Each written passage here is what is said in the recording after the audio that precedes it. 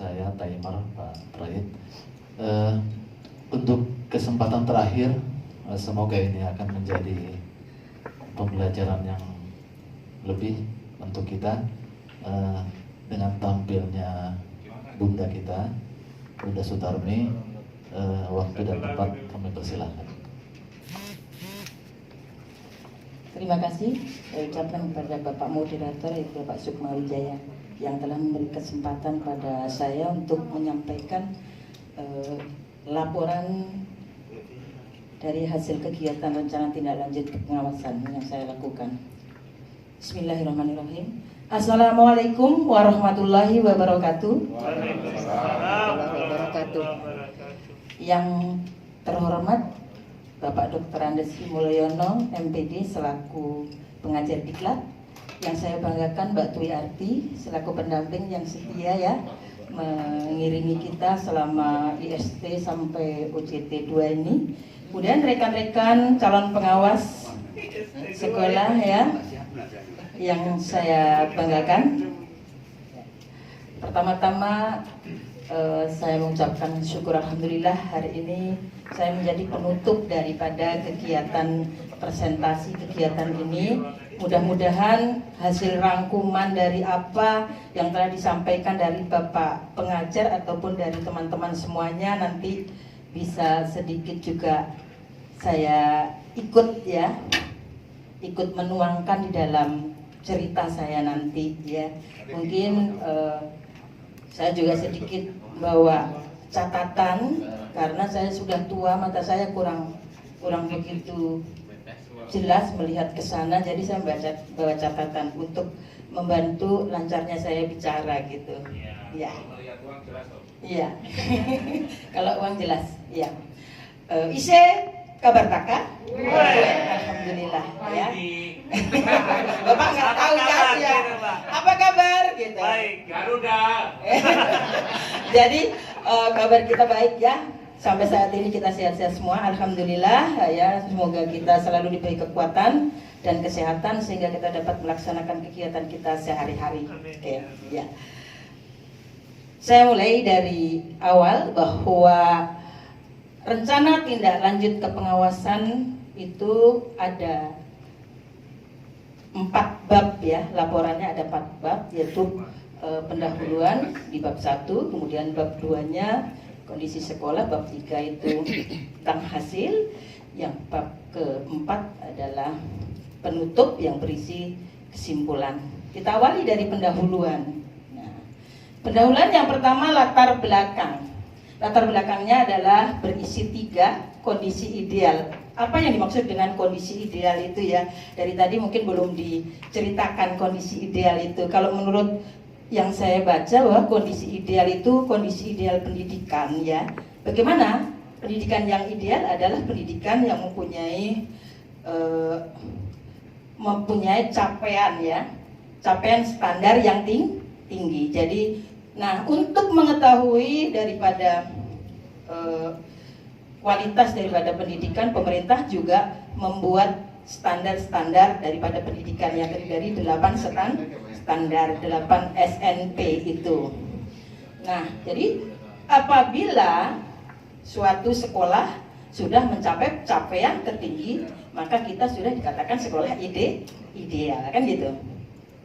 Di dalam rapor mutu sudah Bapak Ibu semuanya tahu, ya, bahwa di rapor mutu itu ada capaian yang ideal yang seperti ada menuju SNP 2, menuju SNP 3, menuju SNP 4 ya, dan SNP. Nah, itu yang dimaksud dengan pendidikan yang ideal gitu. Apabila capaiannya sudah mencapai SNP. Kemudian bagaimana dengan pembelajaran yang ideal gitu. Pembelajaran ideal juga didasari dari standar-standar yang lain, ada standar kelulusan, standar proses. Yang terpenting itu adalah standar proses sesuai dengan Permendikbud nomor 22 tahun 2016. Di situ ada 14 prinsip ya, prinsip pembelajaran yang akan menentukan pembelajaran itu ideal atau tidak. Nah, itu ada di standar isi. Nah, untuk sekolah saya, khususnya sekolah SDN 009 Sepaku, nah ini belum ideal. Memang di dalam rapor mutu dari semua 8 standar itu sudah yang ideal itu 7 sudah, karena sudah mencapai SNP. Ada 1 yaitu PTK belum. Tapi rapor mutu pun tidak bisa menjamin bahwa kualitas pembelajaran kita sudah ideal gitu. Dari apa yang saya amati selama saya di sekolah saya selama 1 tahun itu ternyata masih perlu ditingkatkan kualitasnya, ya. Kemudian masih di pertama ya. Kemudian apa permasalahan utama yang saya angkat di dalam laporan ini atau di dalam kegiatan RTLPP ini ya, masalah utamanya adalah kurang aktifnya siswa dalam mengikuti pembelajaran. Dari hari ke hari itu saya lihat, saya amati dari monitoring pembelajaran hari-hari, saya selalu keliling itu begitu saja. Walaupun sebenarnya di sekolah saya sudah mempunyai prestasi yang lebih daripada sekolah lain, tapi saya menganggap masih perlu ditingkatkan. Itulah masalah utamanya. Kemudian solusinya apa? Banyak solusi yang bisa kita ambil. Sebenarnya solusinya banyak. Bisa diambil dari peningkatan guru, peningkatan sarana, peningkatan daripada pelayanan-pelayanan yang lain, sarana prasarana dan sebagainya. Tetapi pada kesempatan ini solusi yang kita ambil adalah bagaimana meningkatkan daripada keaktifan siswa itu dari sudut kemampuan guru, karena guru memegang peranan penting di dalam pengelolaan kelas. Dia yang tahu atau dapat menentukan bagaimana anak ini supaya aktif atau tidak. Kemudian tujuannya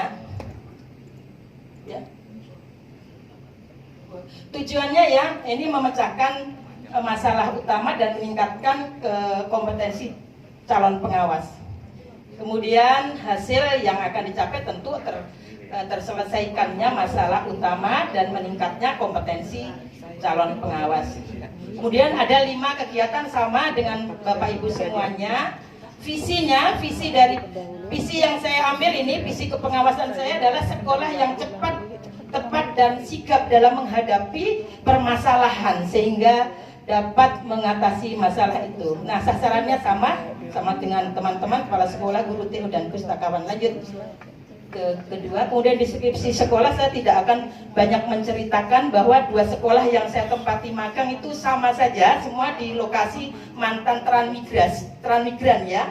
Jadi mempunyai ciri-ciri yang sama. SD 01 Sepaku dan SD 09 Sepaku, hampir sama itu. Lanjut. Nah, pertama, kegiatan adalah pembinaan guru melalui supervisi akademik. Di sini ada 4 ya. Ada 4 hasil yang saya tampilkan. Ini merupakan hasil rekap. Kemudian analisisnya ada di dalam gelar karya semuanya analisisnya. Kalau nanti Bapak Ibu ingin mengetahui ada di gelar karya. Ada telaah RPP. Itu hasilnya itu observasi, monitoring, evaluasi semuanya ada.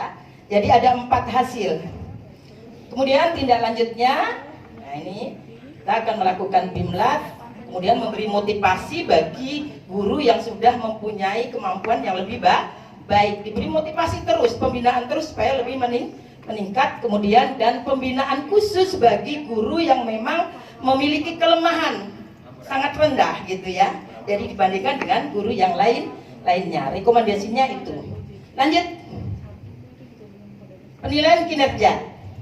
Nah, ini ada penilaian kinerjanya. Jadi saya melakukan 2 kegiatan seperti apa yang diharuskan dilakukan, yaitu penilaian kerja kepada kepala sekolah dan menganalisis hasil penilaian kinerja guru oleh kepala sekolah magang saya, yaitu SD 001 Sepaku, dengan hasil apa yang ada di dalam layar itu. Bapak Ibu bisa melihat semuanya ya? Bisa melihat, oke? Nah, ini ada beberapa kekurangan karena yaitu peningkatan PKKS 2. Ini tindak lanjutnya bahwa kepala sekolah di SD 001 itu mempunyai kelemahan di PKKS 2, kemudian di indikator 10 dan guru itu. Lanjut yang kerja. Kemudian yang ketiga, bimbingan dan pelatihannya ya, bimbingan pelatihan bentuk in-house training. Kemudian tentang apa yang saya sampaikan di dalam in-house training itu, yaitu tentang model-model pembelajaran tadi kan, membekali guru supaya bisa mengaktifkan siswa di dalam kelasnya kan gitu. Banyak sebenarnya caranya, tapi kan kita harus mengambil satu yang lebih fokus, sehingga saya lebih menarik ngambil model-model pembelajaran yang modern, karena saya lihat guru-guru saya masih memakai pembelajaran yang konvensional. Hasilnya seperti tertuang di dalam tabel itu. Lanjut.